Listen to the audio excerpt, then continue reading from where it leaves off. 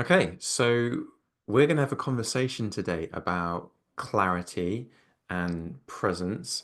And we're going to probably explore something quite transformational, seeing as that both Mina and I are transformative coaches. And Mina's going to kind of start off with like a really interesting experience he's had recently. And then we're going to kind of pick that apart and explore it and go from there. So, Mina, before you share your story, anything you want to say about like the context of this and what people could be looking out for in this conversation? Yeah, absolutely, Chris. Thank you. Well, it's clarity. I think it's a very interesting word because we all are pretty much dealing with different stuff day to day, and most of it is actually most of the dealing we're doing every day is it's actually based on our thinking, and sometimes or many times our thinking is just a mess. So sometimes it's heavier, sometimes lighter, but the moment we get to reconnect with this clarity space in our lives, then everything becomes completely different. Like we can see clearly, so we can easily decide, move forward anyway. And so, yeah, that I think that's the context. Like, in any Mm. moment of our life, if we manage to recognize that this level of clarity is already available and present, then more than likely we are going to have a very cool experience of life, I think. So, and that brings the story that you mentioned, Chris. I wanted to share this story with you and with anyone that is watching us, because just a few days ago, a week ago actually, I was coming back from Spain to my country, to Costa Rica.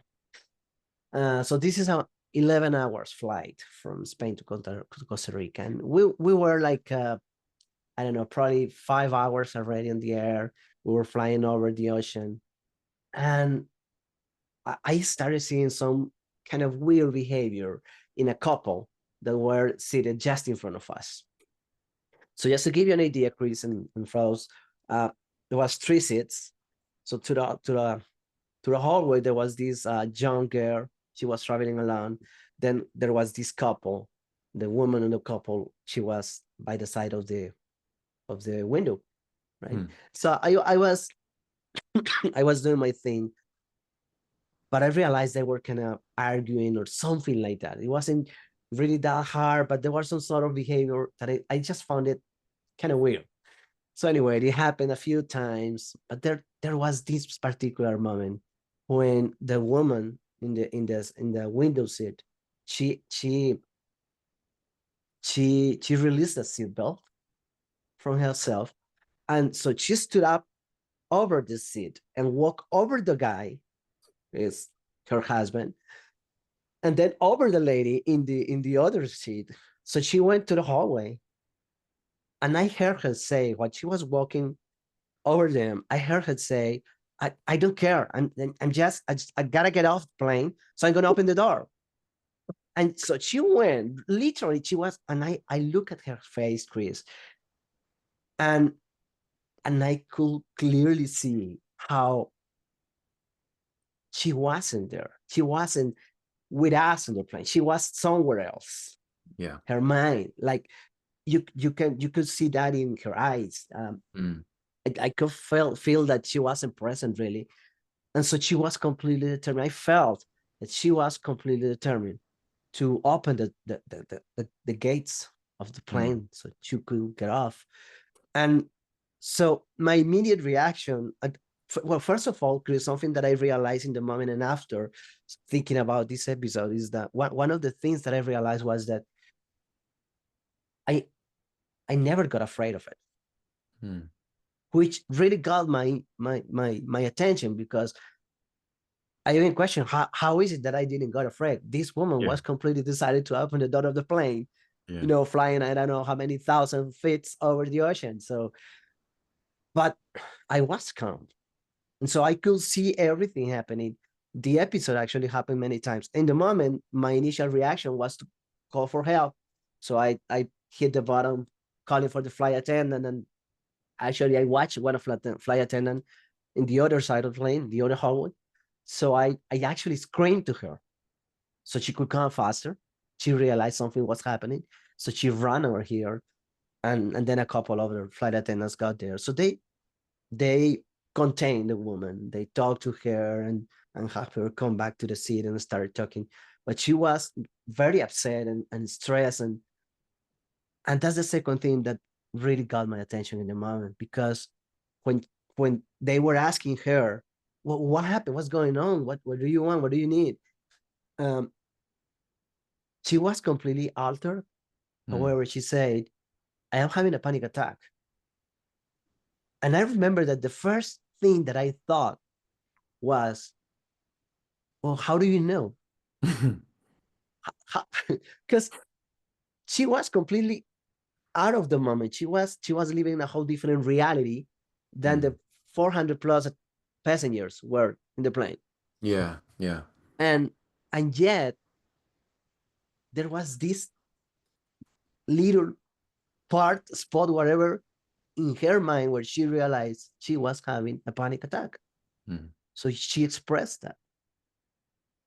So it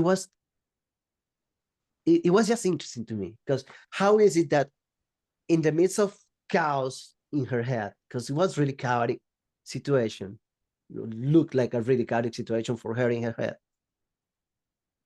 she actually realized she was having a panic attack. So I was wondering what would happen if we could just sit down to question that. How do you know? How do you know you're having a panic attack? Because my gut feeling tends to, I don't know, my thinking believes that just by exploring that question, we can realize, well, yeah, how do I know? Like, if that's true, then looks like everything is okay around here. Mm. And I just got out of my mind for a second. Mm. Mm. So, long story short, the situation kept happening for during the rest of the flight. Like, they took care of her. They actually took her to another seat. Then she came back to the other seat. Then she wanted, at one moment, most people were relaxed. Even her husband was actually asleep, and she said, "I'm gonna go to the bathroom," but I was following her with my eyes, and she didn't went to the bathroom. And then she looked for the other highway, and she literally run in the highway looking for the exit. And I was like, "Well, I really hope someone is there to catch her, because Yeah. there's nothing I can do from my side." But it was like I was watching a movie, Chris. So at first, I wonder how is it that I really didn't got afraid about it, because I Yeah. didn't. And yeah, I don't know, Chris. The only thing that I can say is that I I was so present in the moment Yeah. that I didn't let some space in my head to get scared. Like, I didn't let my thinking to go away and start, oh my God, we're gonna die here. This is gonna get. It didn't happen. It's like that. I kept Yeah. calm in my mind, Yeah. clarity in my mind. Mm. So yeah, that's that. Maybe a kick-off story for our conversation, because it was a, well, man, it was a really interesting story. But um, and I still processing how is it that I experienced that from a whole different. Because I know some time ago, Chris, I would just get crazy. Mm. Like I would probably panic myself as well just watching that. So Yeah. I know it will have happened. So anyway, yeah, 1 week ago happened that. And so I'm wondering, how beautiful it is to know that we all have this level of clarity in ourselves, even Mm. even in the midst of the most chaotic moments we can be Mm. experiencing. Yeah. Yeah. Sometimes, especially in the most chaotic environments. Absolutely. This is, I think I mean, it's an amazing story, and it's one I'm definitely going to steal and tell people. But the thing that actually stands out the most for me is how I can be sitting here very safe in my office, and you telling me a story, and my heart can race, and I can start to feel really anxious about the story, and yet you were the one on the aeroplane not feeling anxious. Like, that's amazing to me, and I think it points to something about how clarity works and how our anxiety works, how anxiety is created. So, how do you make sense of the fact that you weren't feeling anxious?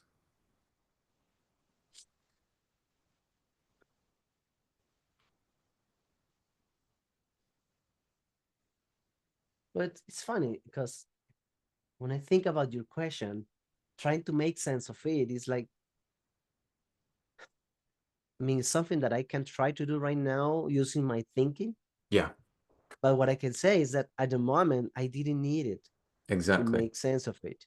Beautiful. Yeah, yeah, yeah, yeah. So I think sometimes, because I obviously I can see that happening in myself as well sometimes, when when I am trying to make sense of something, then it's when I am using my thinking Mm, to create a rational explanation of whatever it is that I'm going mm, on. mm. But then it is my thinking the one creating the experience that I'm living in the moment. Yeah, yeah, that's it. Like for me, like what it points towards is the truth of how anxiety works. Like we can only feel anxious if we're having anxious thinking. Yeah, I'm sitting in my office exactly. having anxious thinking, picturing what I would do if I was on an airplane and someone's threatening to open the door. And of course, I'm feeling anxious because I'm literally imagining a scary situation. So I would feel anxious because I'm having anxious thinking. But when you were there, you were just present and you were aware of what was going on and you knew what was going on, but you just weren't having too much scary thinking about it. So you were just, Mm. you did what you needed to do. You called the flight attendant and you would have done more if you needed to do more, but you didn't need too much scary thinking to navigate that situation, it sounds, because you were just there. You were present. You were you. Yeah, absolutely. And even in on herself, the woman who did all this, because I could see them moments after, in different points. We were like 7 hours away from our destination, so it was like a 7 hour show of going back and forward into, it was like watching a movie really, because I could watch her, um, like in front of me in her seat watching a TV show, Mm, and she was laughing. And then at some points, I actually saw her with her husband having a really nice and cool conversation. mm, mm, As a matter of fact, at one point of the travel, I was speaking with the guy at my side. He was carrying a book, and then I mentioned another one, and the one that I was mentioning to the other person was one book that is called "Why Zebras Don't Have Ulcers." I think is oh the yeah, the yeah, name. yeah. Why zebras don't have ulcers? Yes, yeah. Yes, yeah. And so I was talking about that book with the guy Mm, on my side. And then I heard them laughing because of the title that I mentioned to him. So they were listening to my conversation, and mm, then she was actually laughing. So it was like, different moments. It like if you go to a play and you watch different scenes, right? It's like, now this is the funny one, and now this is the scary one, and now this is but it was the same person in different moments because she was mm, having different thinking. mm.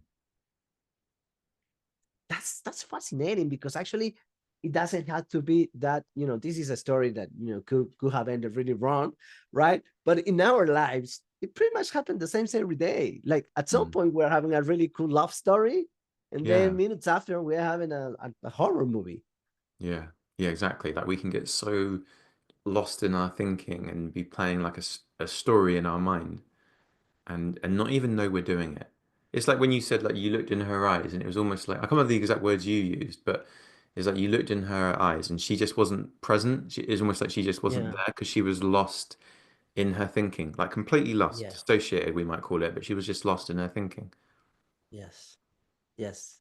And And we all do that. right. Right. Definitely. I mean, you just said it, right? This is the cause of anxiety, and Yeah. who can say haven't been anxious in his life, like, just the presentation of a project, or how am I gonna pay whatever it is that I gotta pay by the end of month, Mm, or how do I get my next job, or whatever. And so any life situation could be a perfect anxiety scenario if we let our thinking go there, mm. right? So it's like we can very easily get there just because of whatever we are thinking in the moment. Yeah, exactly. It's like if we've got like thinking about levels of presence, like everyone knows the benefits, I think, of being present these days. You know, there's so many benefits of mindfulness and just being present. And like people often ask, like, well, how do I be present and how do I be, get to presence if it's something to get to? It's like there's levels of presence, isn't there? Like we can be present and have some thinking and know that we're present having some thinking, but we can also be present, but lost in the thinking and therefore not actually experience presence. So like we're present because you know you can't not be, you know, you literally can't transport yourself somewhere else, but you don't know that you're present. So it does kind of feel like you are lost in thought. And I think the Hmm. degree to how present we are is the degree to how lost in thought we are, and how, in contrast to that, how much we can see it's thought, that what we're experiencing is thought and not getting lost in it. Yeah, totally, totally. Like I come back to that, that particular moment, Mm, and that there's no way to know what was going on in her mind, but like that particular moment when she said, "I am having a panic attack." yeah. So there was some. She was aware of it, so she knew she was in a plane. She was aware that she was scared. She was having a Mm, panic attack, so she was present at that level. mm, But there was probably missing some sort of presence mm, that could help her realize, well, this is all happening in my mind, mm, right? It's like because if the moment we get to realize that, I can realize I am stressed at some point. Yeah, I'm thinking about money and I'm stressed. This is the one for me, by the way. I'm thinking mm, about money and get stressed. Yeah. mm, Oh yeah, but I'm thinking about it. I got it. So every time you get just once again, here I am again thinking about money and getting stressed about it, and then I just go back to whatever I gotta do. So yeah. I pick it up quickly. Right? Mm, It's not that I don't get there, but mm. um this level of presence really helps to realize what's what's really going on. And most Yeah, of the time, it's like what's going on is my mind, getting having yeah. fun with me, and I'm letting it because I'm not uh, maybe right now because I'm not aware of it, but to be fair, Chris, with everyone potentially listening to us, it's just to me years ago it was that I didn't even know that I that my life experience was created by my thinking. I didn't know that.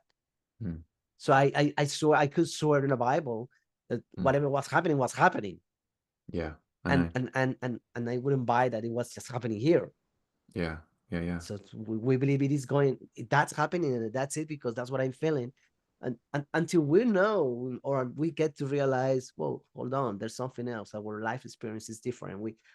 We operate a little bit different than we actually really know. Yeah, that's it. This is it, right? Like your experience of life is coming from your thinking, not from your surroundings. Like, which is why you can be on an aeroplane with someone threatening to open the door, and you can have an experience of clarity because your experience comes from you. Your psychological experience comes from you, not from someone Yeah. else or something else. It comes from you, which is not how it looks. Like it doesn't appear to work that way, but it does work that Correct. way. That's the funny thing. You know, always love the quote that Einstein said. I don't know if you've heard this one. I'm sure you have, but Einstein said, "Reality is an illusion, albeit a very persistent one." And I love that. Yeah, absolutely. That's a great one. Well, I always stick to the one that Michael Neal used to say, that one that we live in the feeling of our thinking, not in the Yeah. feeling of our circumstances. Yeah. And Yeah. the first time I heard that, it really resonated with me. Mm, So it was like, huh, yeah, that's interesting. So whatever mm. is going on in the circumstances is not, there's no way that something external to myself can have me feel something. Yeah. There's no way. Yeah. And I think the more we get there, Chris, you know, the the better experience of life we start getting. Yeah, absolutely, absolutely. It's funny, like hearing you talk about this, it reminds me there was a meditation teacher that I used to kind of follow, and I asked him once, why did you get into this? Because he was really into it. And he said that when he was, I think he was 7 years old, no, he was 9 years old, and he had an experience where he nearly drowned, and he thought he was going to drown, and he thought he was going to die. And he said that when he was kind of going under the water, you'd think he would feel pretty scared, right? But he didn't. He said that a profound sense of deep peace came over him. And it was like a realization that everything was okay. And the way he described it is he said to me, like, sometimes you're having a dream and you think it's real because when you're in a dream, you kind of do think it's real usually, unless you're lucid dreaming. And then he says, and then you wake up from the dream and you know that you're awake. You just know that you're awake. He said it was like that. He said he just Mm. woke up and knew that he was awake and that this was more dreamlike than what he woke up to. And he said ever since then he's been pursuing like meditation and spirituality to kind of get more and more into that state. And that just intrigues me. Like that's amazing. And I don't know, like him in his moment of drowning and he had clarity, and then you in the airplane and you had clarity. I just think that when we're incredibly present, we have so much clarity. It can be like waking up from a dream. That's certainly what I've Mm. experienced in these kind of transformative conversations. That I have a conversation with, like, yeah, someone like Michael O'Neill or listen to a Sid Banks or something, and then it does feel like I've just woken up a bit more, and I'm just more me and more awake, and I can see more of, oh, that's just my thinking, and oh, that's my thinking too. Mm. Yeah, yeah. It's like at some point realizing that whatever we call life was actually the dream. Mm, mm, It's like, oh wow, so this changes everything. and and then we just get back again, sleep, and we keep playing that as long as we are alive. but yeah. but just recognizing that if one way or another my thinking changes from 1 minute to the other, then I'll be living a whole different reality.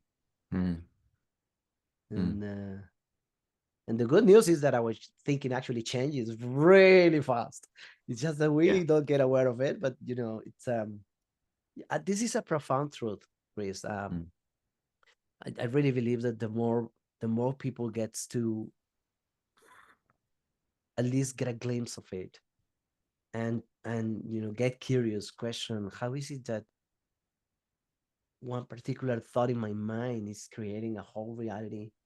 mm, This could change everything. It's like mm. wearing these goggles of virtual reality where Yeah. you know that you put them some on, and so you know that you have them on your hands, and then you Yeah. put it on your face, but then the moment it's on, you pretty much forget about your reality, and you Mm, jump into another one. And if you are mm, falling on a cliff, then you start screaming, even mm. though you are perfectly seated in a room. That's what's going on in our minds pretty much every day. We just don't realize Yeah. about it. Yeah. That's it. Like, and it's like we put those virtual reality glasses on when we were born, and so we forgot that we put them on. There you go. Exactly. I mean, Exactly. just to get a bit scientific for a minute, because I love that I love this, but there is some science. Neuroscience shows us that our our perceptions and our thinking get involved before our consciousness. In other words, by the time we're conscious of, let's say, like an object, we've already had thinking about it. So we think that we're seeing like an objective world because that's what it looks like. But we've already interpreted it by the time we're conscious of it. And we misinterpret things all the time. So that's we're living in, as Michael Neal would call it, a thought created reality, not an objective one. That's that's quite interesting. Actually, a few days ago, actually, I wrote it down here because I was watching a coaching conversation where a little bit of this actually showed, and the person talking was saying that the neural system picks about 10 billion bits of information every second. Yeah, yeah. I think they call it And neuroception. Yeah. right, and just two or three of them are getting to our conscious attention in the same second. Yeah. So it's like we can get to think something, like it managed to get a thought managed to got here. However, if we really tune in, we Mm, can feel it in our body before we actually think about it. yeah. So there's a whole lot more of information and things going on around us that we are not even aware because we're just Mm, getting just a little bit, but we are extremely used to mm, believe that reason is the way. mm. Yeah. Yeah. Awesome. I love that. Okay. I feel like that's a really good place to wrap things up. Is there anything else you want to explore, or shall we leave things there? No, I really do believe that this is this is gonna be enough to explore a little bit into the opportunity we have in our life. Just an invitation for anyone watching this video to consider the possibility of Mm, of having a whole different reality on your life just by being aware of the thinking you're having in the moment. beautiful. Thanks, Milo. Thanks for sharing that story because it was incredible. So yeah, thank you. Really nice chatting to you. My pleasure, Chris. Thank you.